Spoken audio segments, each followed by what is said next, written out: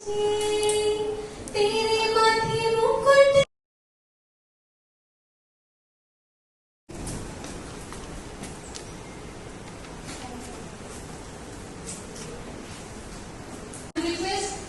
Akshara Arora to take oath or affirmation as the member of Parliament.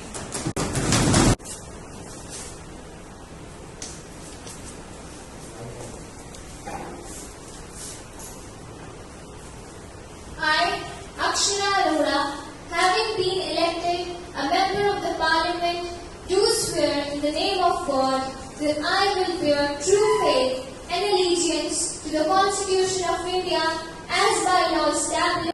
I will faithfully discharge the duty upon which I am about to enter. Thank you.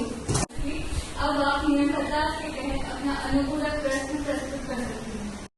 The third is that Vanastek Services, India's largest and skilled workforce, fueled growth in finance, tourism, and education. The fourth one is agriculture. Agricultural reforms and investments in irrigation technology and infrastructure boosted agricultural productivity and exports. The key drivers of India's economic growth include the demographic dividend, urbanization, investments in infrastructure, and pro-business policies. Despite these challenges, India's economy continues to grow with the prediction of becoming the world's third largest economy by 2030. Ongoing reforms, investments in the human capital. माननीय सुश्री पिंकी वर्मा जी। धन्यवाद सभापति जी। माननीय अध्यक्ष जी, आपके माध्यम से मैं विपक्ष के माननीय सदस्य के प्रश्न का उत्तर देना चाहूँगी। सभापति जी, यह तो सभी जानते हैं कि गुणनिरपेक्षता की नीति एक ऐसी नीति है जो भारत को किसी भी महाशक्ति या विश्व के किसी भी देश के सैन्य गठबंधन में शामिल हुए बिना अपने देश के हितों की रक्षा करने की अनुमति देती है। मैं माननीय सदस्य का ध्यान इस बात पर केंद्रित कराना चाहूंगी कि 2014 से अब तक भारत ने 50 से अधिक देशों के साथ 100 से अधिक समझौतों पर हस्ताक्षर किए हैं जो भारत की गुणनिरपेक्षता की नीति को दर्शाता है। इसके अलावा भारत ने 2020 में अध्यक्ष महोदय, सर्वप्रथम आपके माध्यम से मैं इस सदन के संज्ञान में महिला सशक्तिकरण के विषय में अपना वक्तव्य प्रस्तुत करना चाहती हूँ। हाल के वर्षों में हमारी सरकार ने महिलाओं को कुशल बनाने की दिशा में महत्वपूर्ण कदम उठाए। अब आप नियम 50 के तहत अपना अनुपूरक प्रश्न प्रस्तुत कर सकते हैं। To highlight certain key issues that demand our immediate attention. Firstly, the economic impact of this expansion is of great concern. Witness a potential shift in trade dynamics and investment flows.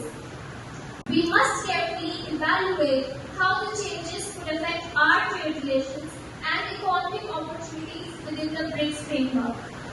Next, additionally, the inclusion of countries such as Iran and Saudi Arabia, which have complex regional relationships, could have implications for regional security. Adequately represented. मैं यह बताना चाहता हूं कि निजीकरण में कर संग्रह के कारण देश में वित्त कोषीय घाटे में कमी आई है।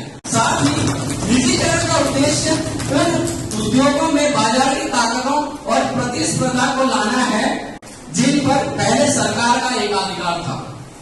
देश में सभी क्षेत्रों में दक्षता और प्रतिस्पर्धा को बढ़ावा देना। पहले तो सभी छात्र छात्राओं को बहुत बधाई, बहुत अच्छे से इन्होंने परफॉर्म किया और इस कार्यक्रम का बेसिकली मोटिव यही था कि आप लोग कुछ सोचें, कुछ लिख पाएं और उसको एक्सप्रेस कर पाएं, आर्टिकुलेट कर पाएं अच्छे शब्दों में। और they left no stone unturned to make this event successful से सदन को चलाने वाले और बाकी जितने भी स्पीकर थे उनसे पहले बधाई।